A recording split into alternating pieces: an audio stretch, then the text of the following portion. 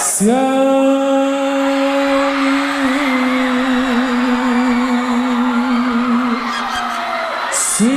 lên nang mây. Are we ready? Let's go!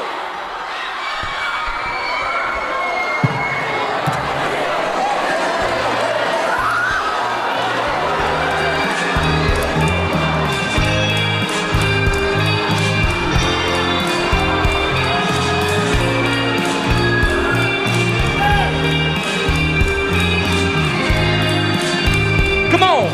1, 2, 3, go!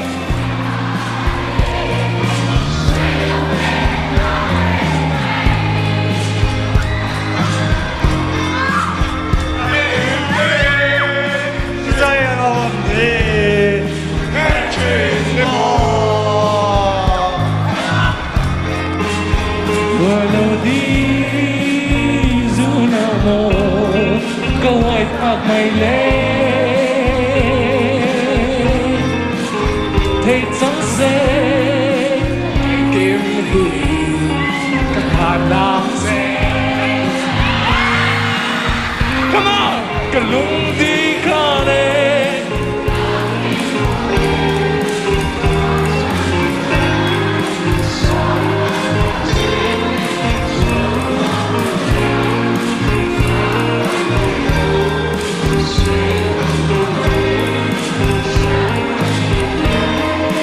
Cắt lệ chỉ giờ đây nó xin sắc mê môi cho dân xia đi lòng coi ta đang yên tâm đi ta hãy đón lâu ai son trời thăng ban lung lên